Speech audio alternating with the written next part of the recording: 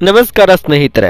ಮನುಷ್ಯನಿಗೆ ದೊರೆತಿರುವಂತಹ ಅತ್ಯಂತ ಅಮೂಲ್ಯವಾದ ವರವೇನೆಂದರೆ ಮೆದುಳು.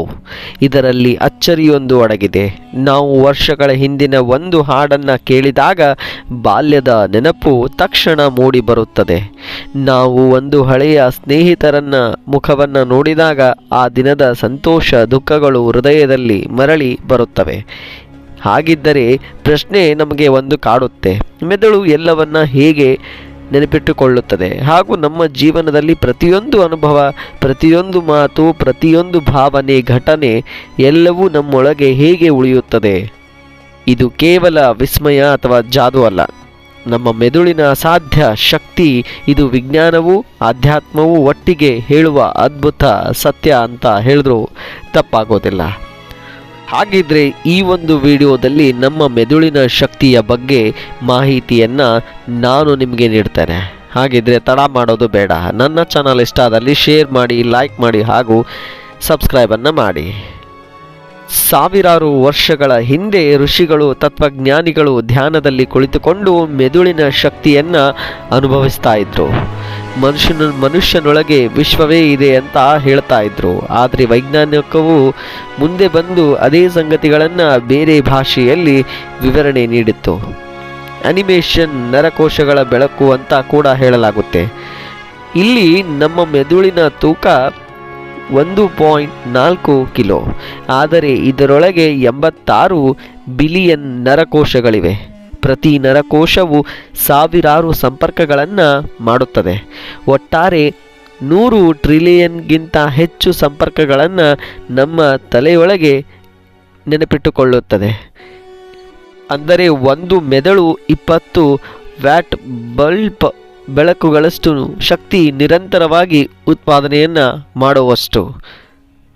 ಇನ್ನು ನಮ್ಮ ಮೆಮೊರಿ ಸಾಮರ್ಥ್ಯ ಎಷ್ಟಿದೆ ಅಂತ ನೀವು ಕೇಳೋದಾದರೆ 2.5 ಪೈಟಾಬೈಟ್ಗಳು. ಅಂದರೆ ನಾವು 30 ಲಕ್ಷ ಗಂಟೆಗಳ ವಿಡಿಯೋವನ್ನು ನಮ್ಮ ಮೆದುಳಿನಲ್ಲಿ ಸೆರೆಯನ್ನು ಹಿಡಿಬೋದು. ಅಷ್ಟು ಶಕ್ತಿ ನಮ್ಮ ಮೆದುಳಿನಲ್ಲಿದೆ.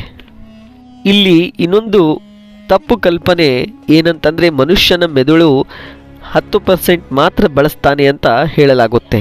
ಆದರೆ ಅದು ಸುಳ್ಳು. ವೈಜ್ಞಾನಿಕ ಸಾಧನಗಳು ತೋರಿಸುತ್ತವೆ, ನಿದ್ರೆ, ಕನಸು, ಭಾವನೆ, ಯೋಚನೆ, ಮಾತು, ಕ್ರಿಯೆ ಎಲ್ಲ ಸಂದರ್ಭಗಳಲ್ಲಿ ಮೆದುಳಿನ ಎಲ್ಲ ಭಾಗಗಳು ಕೆಲಸವನ್ನು ಮಾಡ್ತವೆ. ನಾವು ಬಳಸದೇ ಇರುವ ಶಕ್ತಿ ಇನ್ನೂ ಅಪಾರವಾದರೂ 10% ಮಾತ್ರ ಎನ್ನುವುದು ತಪ್ಪು ಕಲ್ಪನೆಯಾಗಿದೆ. ಇನ್ನು ಆಧ್ಯಾತ್ಮಿಕ ಗ್ರಂಥಿಗಳು ಕೂಡ ಹೇಳ್ತವೆ, ಮನುಷ್ಯನ ಮೆದುಳಿನಲ್ಲಿ ಕುಂಡಲಿನಿ ಶಕ್ತಿ ನಿದ್ರಿಸುತ್ತದೆ. ಧ್ಯಾನ, ಏಕಾಗ್ರತೆ, ತಪ, ಯೋಗ ಇವುಗಳ ಮೂಲಕ ಅಡಗಿರುವ ಶಕ್ತಿ ಹೊರಬರುತ್ತದೆ. ಮೆದುಳಿನ ನಿಜವಾದ ಸಾಮರ್ಥ್ಯವನ್ನು ಅರಿತಾಗ ಮನುಷ್ಯನು ತನ್ನೊಳಗೆ ದೇವರನ್ನು ಕಾಣ್ತಾನೆ ಎಂಬ ನಂಬಿಕೆ ಕೂಡ ಇದೆ. ನಿಮ್ಗೆ ಗೊತ್ತಿರೋ ಹಾಗೆ ಐನ್ಸ್ಟೈನ್ ಹಾಗೂ ಟ್ಯಾಗೋರ್ ಅವರು, ಲಿಯೋನಾರ್ಡೋ ಹಾಗೂ ವಿನ್ಸಿ ರಾಮಾನುಜನವರು ಅವರ ಮೆದುಳಿನ ಅಸಾಮಾನ್ಯ ಸಾಮರ್ಥ್ಯವನ್ನು ಬಳಸಿಕೊಂಡವರು. ಅವರ ಮೆದುಳು ಹೊಸ ದಾರಿಯನ್ನು ತೋರಿಸಿಕೊಟ್ಟವರು. ಇಲ್ಲಿ ಪ್ರಶ್ನೆ ಏನೆಂದರೆ, ನಾವು ನಮ್ಮ ಮೆದುಳನ್ನು ಎಷ್ಟು ಬಳಸ್ತೇವೆ, ಎಷ್ಟು ಓದಲು ಹಾಗೂ ಸೃಜನಶೀಲತೆಗೆ ಎಷ್ಟು ಎಂಬ ಪ್ರಶ್ನೆ ಕೂಡ ನಮಗೆ ಬರುತ್ತೆ. ಹಾಗೂ ಮೆದುಳು ಎಲ್ಲವನ್ನ ಹಾಗೂ ಎಲ್ಲರನ್ನ ಹೇಗೆ ನೆನಪಿಟ್ಟುಕೊಳ್ಳುತ್ತದೆ? ಇದು ಸ್ಮರಣೆ, ಮೆಮೊರಿ, ಇದರ ಬಗ್ಗೆ ಹೇಗೆ ನಾವು ವ್ಯಾಖ್ಯಾನ ಮಾಡ್ಬೋದು ಅಂತ ಪ್ರಶ್ನೆ ಬಂದಾಗ, ಮೆದುಳು ಸ್ಮರಣೆ ಅಂತ ನೀವು ಕೇಳಿರ್ಬೋದು.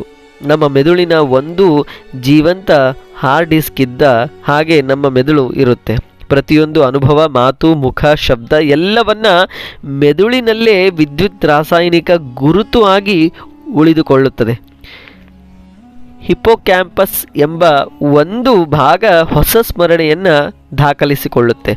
ಬಳಿಕ ಅದು ನೆರಳಿನಂತೆ ಮೆದುಳಿನ ಬೇರೆ ಬೇರೆ ಭಾಗಗಳಲ್ಲಿ ಸಂಗ್ರಹವಾಗುತ್ತೆ. ಉದಾಹರಣೆಗೆ, ಮುಖಗಳನ್ನು ಗುರುತಿಸುವುದು ಒಂದು ಭಾಗವನ್ನು ಹಾಗೂ ಭಾವನೆ ಮತ್ತೊಂದು ಭಾಗವನ್ನು ಸೇರುತ್ತೆ. ಇಲ್ಲಿ ಒಂದು ನೀವು ಚಿಕ್ಕ ಕಥೆ ಮುಖಾಂತರ ಕಲ್ಪಿಸಿಕೊಳ್ಳಬಹುದು. ಒಂದು ದಿನ ನೀವು ಒಬ್ಬ ಹೊಸ ವ್ಯಕ್ತಿಯನ್ನು ಭೇಟಿಯಾಗಿದ್ದೀರಿ. ಅವರ ಮುಖವನ್ನು ನೋಡಿದ ತಕ್ಷಣ ಮೆದುಳಿನ ದೃಶ್ಯ ಪ್ರದೇಶ ಬೆಳಕು ಹಿಡಿಯುತ್ತದೆ. ವಿಜುವಲ್ ಕಾಂಟ್ರಾಕ್ಟ್ಸ್ ಅಂತ ಕರೀತಾರೆ. ಅವರ ಹೆಸರನ್ನು ಕೇಳಿದಾಗ ಭಾಷಾ, ಪ್ರದೇಶ ಹಾಗೂ ಅವರನ್ನು ದಾಖಲಿಸಿಕೊಳ್ಳೋದು. ಅನಂತರ ಅವರು ನಿಮ್ಮೊಂದಿಗೆ ನಗು ಹಾಗೂ ಭಾವನೆಯನ್ನು ವ್ಯಕ್ತಪಡಿಸಿದಂತಹ ಕೇಂದ್ರ ಭಾಗವನ್ನು ನೆನಪಿಸಿಕೊಳ್ಳುವುದು. ಈ ಎಲ್ಲ ಮಾಹಿತಿಯನ್ನು ಸರ್ಕ್ಯೂಟ್ ಆಗಿ ಜೋಡಿಸಿಕೊಂಡು ಮೆದುಳು ಸ್ಮರಣೆಗೆ ಕರೆದುಕೊಂಡು ಹೋಗುತ್ತೆ. ಇನ್ನು ಮೂಲವಾಗಿ ಮೆದುಳಿನಲ್ಲಿ ಇದೆಲ್ಲ ಹೇಗೆ ಉಳಿಯುತ್ತೆ ಅನ್ನೋದಕ್ಕೆ ಮೆದುಳಿನ ಪ್ರತಿಯೊಂದು ನೆನಪು ಒಂದು ಕೋಶದೊಳಗಿನ ಸಂಪರ್ಕ ಬದಲಾವಣೆ ಆಗಿರುತ್ತೆ. ನೀವು ಯಾವ ವಿಷಯದ ಬಗ್ಗೆ ಹೆಚ್ಚು ನೆನಪನ್ನು ಮಾಡಿಕೊಳ್ತೀರೋ ಆ ಒಂದು ವಿಷಯಕ್ಕೆ ದಾರಿಯನ್ನು ಮಾಡಿಕೊಡುತ್ತೆ. ಒಂದು ವೇಳೆ ನೆನಪಿಸಿಕೊಳ್ಳದೇ ಇದ್ದರೆ ಆ ದಾರಿ ನಿಧಾನವಾಗಿ ಮಸುಕಾಗಿ ಹೋಗುತ್ತೆ. ಅದನ್ನೇ ನಾವು ಮರೆವು ಅಂತ ಕೂಡ ಹೇಳ್ತೇವೆ. ಎಲ್ಲವನ್ನ ನೆನಪಿಟ್ಟುಕೊಳ್ಳುವುದು ಹೇಗೆ ಅಂತ ಪ್ರಶ್ನೆ ಬರುತ್ತೆ. ಕೆಲ ಮುಖಗಳು, ಹೆಸರು ಹಾಗೂ ಘಟನೆಯಲ್ಲಿ ಭಾವನೆ ಜೊತೆ ಸೇರಿದಾಗ ಅವುಗಳು ಹೆಚ್ಚು ಗಾಢವಾಗಿ ನೆನಪಾಗುತ್ತೆ. ಉದಾಹರಣೆ, ಮದುವೆಯ ದಿನ, ಮೊದಲ ದಿನದ ಶಾಲೆ, ತುಂಬ ಸಂತೋಷ ಅಥವಾ ದುಃಖದ ಕ್ಷಣ, ಇವು ಜೀವನ ಪೂರ್ತಿ ನೆನಪಾಗುತ್ತೆ. ಯಾಕಂದರೆ ಭಾವನೆ, ಅನುಭವ ಹಾಗೂ ಪುನರ್ಪಠಣ ಎಂಬ ಕಾರಣದಿಂದ ಈ ಎಲ್ಲವನ್ನು ನಾವು ನೆನಪಿಟ್ಟುಕೊಳ್ಳುತ್ತೇವೆ. ಇನ್ನು ಆಧ್ಯಾತ್ಮಿಕ ನೋಟದ ಮೇಲೆ ನಾವು ಹೋದರೆ, ಯೋಗ ಧ್ಯಾನದಲ್ಲಿ ಹೇಳ್ತಾರೆ ಮನಸ್ಸು ಎಲ್ಲವನ್ನ ಚಿತ್ತದ ಮೇಲೆ ಬರೆದಿಡುತ್ತದೆ ಅಂತ. ಆದರೆ ಬರೆದ ಬರಹವನ್ನು ಮಸುಕು ಮಾಡಬಹುದು, ಆದರೆ ಸಂಪೂರ್ಣ ಅಳಿಸಲು ಸಾಧ್ಯವಿಲ್ಲ. ಇದೇ ಕಾರಣದಿಂದ ಕೆಲವರು ಹಿಂದಿನ ಜನ್ಮದ ನೆನಪುಗಳನ್ನು ಧ್ಯಾನದಲ್ಲಿ ಅನುಭವಿಸ್ತಾರೆ ಎಂಬ ನಂಬಿಕೆ ಕೂಡ ನಮಗೆ ಹಿಂದೆ ಕಾಣುತ್ತೆ. ಇನ್ನು ಕೊನೆಯದಾಗಿ ಹೇಳಬೇಕಂದ್ರೆ, ಮೆದುಳು ಪ್ರತಿಯೊಂದು ಅನುಭವಗಳನ್ನು ಮಾಹಿತಿಯ ಜಾಲದ ರೂಪದಲ್ಲಿ ಅಳೆಯುತ್ತೆ. ಇನ್ನು ನಾವು ಎಲ್ಲವನ್ನ ನೆನಪಿಟ್ಟುಕೊಳ್ಳುವುದು ಮುಖ, ಹೆಸರು, ಧ್ವನಿ, ಭಾವನೆ ಹಾಗೂ ಎಲ್ಲರ ಸಂಯೋಜನೆಯಿಂದ. ಸ್ನೇಹಿತರೆ, ನಿಮ್ಗೆ ಗೊತ್ತಿರುವುದು ಮನುಷ್ಯನ ಮೆದುಳು ಒಂದು ದೊಡ್ಡ ಅಂಗ, ಆದರೆ ಅದು ಎಡ ಅರೆಗೋಳ ಹಾಗೂ ಬಲ ಅರೆಗೋಳಗಳು ಆಗಿರ್ತವೆ. ಅಂದರೆ ಎಡ ಮತ್ತು ಬಲ ಎರಡು ಭಾಗಗಳಾಗಿರ್ತವೆ.